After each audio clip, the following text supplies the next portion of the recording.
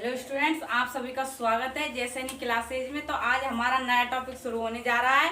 इससे पहले हमने 2 टॉपिकों को खत्म कर दिया है। तो आज का जो हमारा पार्ट फर्स्ट है वो प्रकाशिकी ऑप्टिक्स में प्रकाश वाला टॉपिक है। उससे रिलेटेड जितनी भी हमारी प्रकाश की घटनाएं होती है उसके बारे में आज हम जानेंगे। तो सर्वप्रथम हम यह देखते हैं कि प्रकाशिकी वाले जो टॉपिक हो रहा है उसमें प्रकाशिकी क्या होता है। तो प्रकाशिकी में जैसे हम देखते हैं कि जो प्रकाश से रिलेटेड जितनी भी घटनाएं प्रकृति में घटती है, जैसे हमने देखा कि परावर्तन, अपवर्तन, पूर्ण आंतरिक परावर्तन, तो जो घटनाएं प्रकाश से रिलेटेड होती है वो भौतिकी के अंतर्गत आती है। तो दृष्टि, प्रकाश के व्यवहार एवं प्रकाश के द्रव के साथ जो अन्योन्य क्रियाओं का जो अध्ययन किया जाता है उसे हम क्या कहते हैं? प्रकाशिकी कहते हैं, ऑप्टिक्स कहते हैं। इसके बाद हम नेक्स्ट इसमें देखते हैं कि प्रकाश क्या होता है। तो प्रकाश एक प्रकार की हमारे पास क्या होती है? प्रकाश एक प्रकार की ऊर्जा होती है जो किसी भी वस्तुओं को देखने में हमारी क्या करती है? सहायता करती है। जैसे हमारे नेत्र पर प्रकाश पड़ा तो जब वह प्रकाश हमारे नेत्र पर, रेटिना पर आकर गिरेगा तो जब वह वापस परावर्तित हो जाएगा तो वह हमें क्या दिखाई देगा? प्रतिबिंब दिखाई देंगे। तो प्रकाश एक प्रकार की हमारे पास ऊर्जा होती है जो सभी वस्तुओं को देखने में हमारी सहायता करती है। यदि इस संसार में प्रकाश उपस्थित नहीं होगा तो यह संसार है जो अंधकार में होगा, कोई भी वस्तु हमें दिखाई नहीं देगी। प्रकाश के कारण ही हर वस्तुओं को देखा जा सकता है। तो हम प्रकाश के बारे में बात करते हैं कि यह प्रकाश और किस माध्यम की इसे आवश्यकता होती है, प्रकाश कैसी तरंगे होती है। तो देखिए कि प्रकाश एक प्रकार की हमारे पास क्या होती है? एनर्जी, ऊर्जा होती है जो वस्तुओं को देखने में हमारी सहायता करती है। इस प्रकार हम देखते हैं कि जो प्रकाश होता है वो एक प्रकार की हमारे पास क्या होती है? विद्युत चुंबकीय तरंगे होती है। इसके बाद हम इसमें नेक्स्ट देखते हैं कि जो प्रकाश होता है वो हमारे पास एक प्रकार की अयांत्रिक तरंगे होती है। अयांत्रिक तरंगों का मतलब है हमें इसमें किसी भी प्रकार की यंत्र की आवश्यकता नहीं होती है या यह माध्यम पर निर्भर नहीं करता है। तो प्रकाश अयांत्रिक तरंगे होती है और यांत्रिक जो तरंगे होती है उन्हें चलने के लिए किसी भी माध्यम की आवश्यकता नहीं होती है। अतः प्रकाश को गमन के लिए माध्यम की आवश्यकता नहीं होती है। इसके बाद हम इसमें देखते हैं कि जो प्रकाश एक प्रकार की हमारी अन्य भी कह सकते हैं कि जो हमारे पास 2 तरंगे होती है, अनुदैर्घ्य और अनुप्रस्थ। तो यहाँ पर जो हमारा जो प्रकाश है वो एक प्रकार की क्या होती है? अनुप्रस्थ तरंगे होती है। यदि कोई भी प्रकाश जब सतह पर आकर गिरता है तो परपेंडिकुलर, लंबवत है आकर गिरता है, इसलिए जो प्रकाश है वो अनुप्रस्थ तरंगे होती है। और यदि अयांत्रिक, आंतरिक और अयांत्रिकों में पूछा जाए तो यह हमारे अयांत्रिक तरंगे होती है। प्रकाश का जो हमारे पास जो वेग होता है वो 3 × 10⁸ मीटर पर सेकंड होता है। यदि आपसे किसी भी चीज का प्रकाश का वेग पूछा जाए या तो आपका वहां पर आपको जवाब देना 3 × 10⁸ मीटर पर सेकंड। यह प्रकाश का वेग होता है कि कोई प्रकाश के किरण है तो वो कितनी वेग से वो नीचे आ रही है, तो 3 × 10⁸ मीटर पर सेकंड से वो आती है। इसके बाद हम देखते हैं कि जो सूर्य का जो प्रकाश है उसे पृथ्वी पर पहुंचने में कितना समय लगता है। तो जो सूर्य का जो प्रकाश है उसे पृथ्वी तक पहुंचने में 8 मिनट में 16 सेकंड, लगभग 500 सेकंड का हमें समय लगता है। इसके बाद हम देखते हैं कि जो प्रकाश होता है वो 2 प्रकार की प्रकृति दर्शाता है जिसे हम द्वैत प्रकृति कहते हैं। और जो द्वैत प्रकृति का जो सिद्धांत दिया गया था वो डी ब्रोगली नामक वैज्ञानिक द्वारा दिया गया था। उन्होंने बताया था कि जो प्रकाश होता है वो 2 तरह की हो सकती है। प्रकाश एक तरंगों के रूप में, एक कण के रूप में। तो तरंगों के रूप में जैसे आप सभी ने देखा होगा कि जब सूर्य की जो प्रकाश की किरणें पृथ्वी पर आती हैं तो वो हमें तरंगों के रूप में दिखाई देती है। इस प्रकार हमें जैसे सूर्य जैसे ही शाम को आपने देखा होगा कि जब वह अस्त होने जा रहा है तो हमें जो प्रकाश की किरण है इस प्रकार वो चारों दिशाओं में जाती हुई दिखाई देती है।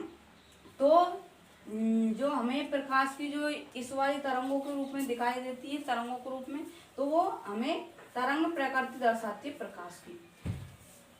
इस प्रकार हम देखते हैं कि जो दूसरी प्रकार की जो प्रकाश है वो हमारे पास किस रूप में होता है, कण के रूप में।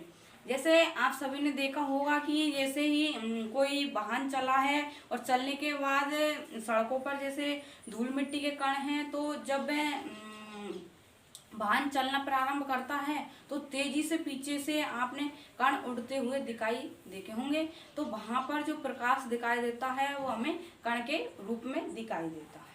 इस प्रकार हम कह सकते हैं कि जो तरंग प्रकृति से जो रिलेटेड होता है, तरंगों से संबंधित जो भी प्रकाश की जो घटनाएं होती हैं उसे हाइगन नामक वैज्ञानिक द्वारा दिया गया था। या जो तरंग सिद्धांत है प्रकाश का वो किसके द्वारा दिया गया था, हाइगन नामक वैज्ञानिक द्वारा यह दिया गया था। इसी प्रकार जो कणिका जो सिद्धांत है प्रकाश का, जो कणिका सिद्धांत, वो हमारे पास जो आइजैक न्यूटन नामक वैज्ञानिक है इसके द्वारा यह समझाया गया कि जो प्रकाश है वो कण के रूप में उपस्थित होता है। इसके बाद हम जो तरंग वाली प्रकृति है प्रकाश की, इसमें कौन कौन सी घटनाएं आती है हमारे प्रकाश से रिलेटेड उसके बारे में देखते हैं। तो जो तरंग प्रकृति है वो परावर्तन की जो प्रकाश की जो परावर्तन की जो घटना होती है उसमें जो हम प्रकाश लेते हैं वो तरंग प्रकृति का लेते हैं। इसके बाद अपवर्तन की जो हमारे पास जो घटना होती है उसमें भी हम जो प्रकाश लेते हैं वो भी कैसा लेते हैं, हम तरंग प्रकृति का लेते हैं। प्रकाश के किरणों को तरंगों के रूप में हम आपतित करवाते हैं। इसी प्रकार हम जब पूर्ण अंतरिक्ष की जो परावर्तन की जो घटना होती है उसमें भी जो प्रकाश लिया जाता है वो प्रकाश तरंग प्रकृति का लिया जाता है। इसी प्रकार जो ध्रुवण और जो व्यतिकरण की जो घटना होती है यह भी प्रकाश की तरंग प्रकृति को यहाँ पर प्रदर्शित करते हैं। इस प्रकार हम नेक्स्ट देखते हैं कि जो हमारी जो कणीय जो प्रकाश की जो कणीय प्रकृति होती है उसमें हम प्रकाश विद्युत प्रभाव से रिलेटेड जितनी भी घटनाएं होती है उनमें हम जो प्रकाश की जो कणीय प्रकृति है उसका प्रयोग करते हैं। इसमें क्या होता है, जैसे हमें कोई प्रकाश विद्युत प्रभाव या कॉम्पटन प्रभाव में कि जैसे हमने किसी धातु की सतह ली है यहाँ पर और यहाँ से हम धातु की सतह से इलेक्ट्रॉन निकाल रहे हैं, तो इलेक्ट्रॉन निकालेंगे तो हम यहाँ से जो प्रकाश या फोटोन आपतित करवाएंगे तो वो हमें किस रूप में, कणों के रूप में यहाँ पर प्राप्त होगा। जितनी ज्यादा ऊर्जा के यहाँ पर फोटोन गिरेंगे उतनी ही मात्रा में हमें क्या प्राप्त होंगे, इलेक्ट्रॉन प्राप्त होंगे। तो जो प्रकाश विद्युत या कॉम्पटन प्रभाव की जो घटना होती है उसमें हम कणीय प्रकृति का प्रयोग करते हैं, प्रकाश की कणीय प्रकृति का। और जो प्रकाश की जो कणीय प्रकृति को जो समझाया था वो आइजैक न्यूटन नामक वैज्ञानिक द्वारा यह समझाया गया था। इस प्रकार हम इसमें नेक्स्ट चलते हैं कि जो प्रकाश होता है वो सर्वाधिक कौन से माध्यम में पाया जाता है। तो जो सर्वाधिक जो पाया जाता है प्रकाश वो निर्वात में पाया जाता है। बहुत अधिक मात्रा में हमें प्रकाश आता हुआ निर्वात में दिखाई देता है। तथा जो सबसे कम में जो प्रकाश हमें जो दिखाई देता है वो ठोसों में दिखाई देता है। तो जो निर्वात में जो प्रकाश की जो चाल को बताया था कि अधिकतम मात्रा में पाई जाती हैं, तो यह घटना जो बताई थी वो रोमर नामक वैज्ञानिक द्वारा बताया गया था कि जो सबसे पहले जो सर्वाधिक जो हमें प्रकाश का वेग प्राप्त होता है वो हमें निर्वात में प्राप्त होता है। बहुत बार आपसे पूछ भी लिया जाता है कि जो प्रकाश की चाल को या ये सर्वाधिक जो निर्वात में प्रकाश की चाल पाई जाती है उसे किस वैज्ञानिक द्वारा बताया गया था, तो यह रोमर नामक वैज्ञानिक द्वारा यह बताया गया था। इसके बाद हम इसमें नेक्स्ट चलते हैं कि जो हमारे पास इसी में ही कि अभी हमने देख लिया था कि जो प्रकाश का जो वेग होता है वो हमारे पास कितना होता है। तो जो प्रकाश का वेग होता है वो हमारे पास 3 × 10⁸ मीटर पर सेकेंड होता है। इस प्रकार हम इसमें देखते हैं कि जो हमारे पास जो प्रकाश की चाल का जो क्रम होता है वो किसमें सर्वाधिक होता है और किसमें सबसे कम पाया जाता है। तो अभी हमने देखा था कि जो प्रकाश की चाल है वो निर्वात में सर्वाधिक पाई जाती है तथा जो सबसे कम पाई जाती है वो हमें किसमें पाई जाती है, ठोसों में सबसे कम प्रकाश पाया जाता है। तो यहाँ पर देखिए जो सर्वाधिक हमें प्रकाश प्राप्त होगा, प्रकाश की चाल जो प्राप्त होगी वो हमें निर्वात में प्राप्त होगी। इसके बाद जो सबसे निर्वात से कम जो प्राप्त होगी हमें प्रकाश की चाल वो गैसों में पाई जाएगी। इसके बाद जब नेक्स्ट जो हमें गैस से कम जो प्रकाश चाल प्राप्त होगी वो द्रव में होगी और जो सबसे कम जो चाल प्राप्त होगी प्रकाश की वो ठोसों में होगी। ठोसों में बहुत कम हमें प्रकाश की चाल प्राप्त होगी। इसके बाद हम इसमें ही जो हमारा जो प्रकाश वाला टॉपिक चल रहा है कि प्रकाश द्वैत प्रकृति दर्शाता है और इसमें भी हम तरंग प्रकृति में देखते हैं कि जो तरंग प्रकृति में यह सारी हमारे पास जो घटना आ रही थी, परावर्तन, अपवर्तन, पूर्ण आंतरिक परावर्तन, ध्रुवण और व्यतिकरण, इसके बारे में देखते हैं कि इनकी एक एक घटनाओं के बारे में समझते हैं विस्तार से। तो नेक्स्ट चलिए आपकी प्रकाश का परावर्तन क्या होता है। तो प्रकाश का परावर्तन हम देखते हैं कि यदि कोई वस्तु हमें दिखाई दे रही है तो वो किसके कारण दिखाई दे रही है, प्रकाश के परावर्तन के कारण ही हम उनको देख पाते हैं, ये संभव है हमें देखना। तो प्रकाश के परावर्तन की घटना में हम किस चीज का उपयोग लेते हैं, तो यहाँ पर हम इस घटना को देखने के लिए हम एक दर्पण का प्रयोग लेते हैं। तो यहाँ पर जैसे हमने एक ये समतल दर्पण लिया हुआ है और इस समतल दर्पण पर हम कोई प्रकाश की किरण आपतित करवा रहे हैं, तो जब ये प्रकाश की किरण इस दर्पण पर आपतित करवा रहे हैं तो यह जब अपने मार्ग से गुजरेगी तो यह दूसरे माध्यम में मतलब इसी माध्यम में जाएगी, यह परावर्तित होगी। तो यहाँ पर यदि कोई प्रकाश की किरण को जितने कोण पर आपतित करवा रहे हैं तो उतने ही कोण से वह क्या होगी, परावर्तित होती है। इसी घटना को हम क्या कहते हैं, प्रकाश का परावर्तन कहते हैं। कि जितने डिग्री से कोई प्रकाश की किरण को समतल दर्पण पर आपतित करवाते हैं तो वह समतल दर्पण पर गिरने के बाद वह वापस उतने ही कोण से क्या हो जाती है, वो परावर्तित हो जाती है, परावर्तित हो जाती है। तो हमने यहाँ पर आपतित किरण ली हुई है, आपतित किरण और अभिलंब के जो मध्य जो कोण बनता है उसे हम आई कहते हैं, तथा जो अभिलंब और तथा परावर्तित किरण के मध्य जो कोण बन रहा है उसे हम कोण आर कहते हैं। तो आप सभी के समझ में आ गया होगा कि प्रकाश के परावर्तन घटना है ये क्या है। तो जब कोई प्रकाश की किरण समतल दर्पण पर आपतित होती है तो वह जिस कोण से आपतित होती है उसी कोण से समान माध्यम में परावर्तित हो जाती है। इस प्रकाश का परावर्तन कहा जाता है। तो यह घटना जितने डिग्री पर आएगी उतने ही कोण से यहाँ पर परावर्तित हो जाती है। तो आपतन कोण क्या होता है, आपतित किरण और अभिलंब के मध्य बनने वाला कोण आई तथा जो अभिलंब और जो परावर्तित किरण के मध्य जो कोण बनता है उसे परावर्तन कोण कहते हैं। इसके बाद हम इसमें नेक्स्ट चलते हैं कि ये परावर्तन के नियम क्या होते हैं। अभी हमने यहाँ पर आपतन कोण और परावर्तन कोण के बारे में देख लिया था कि यहाँ पर देखिए आपतन कोण का मान जितना होगा उतना ही परावर्तन कोण का मान होगा। तो परावर्तन के नियमों में क्या हो रहा है कि यहाँ पर आपतित किरण, परावर्तित किरण और अभिलंब तीनों ही कहाँ पर स्थित है, एक बिंदु पर स्थित होते हैं। तथा इसका जो द्वितीय नियम होता है सेकंड लॉ, वो क्या कहता है कि आपतन कोण और परावर्तन कोण का मान हमारे पास क्या है, समान प्राप्त हो रहा है। तो आपतन कोण आई तथा परावर्तन कोण आर का मान समान होता है। इसके बाद हम नेक्स्ट देखते हैं कि आपतित किरण, परावर्तित किरण तथा अभिलंब तीनों एक ही तल में होते हैं। तो इसके दो नियम थे, इन्हें हमने देख लिया था कि यदि आप इस परिभाषा से समझते हैं, इस चित्र के माध्यम से समझते हैं तो आपको पता लग जाएगा कि इसके नियम क्या होते हैं और यह घटना कैसे हमें दिखाई देती है।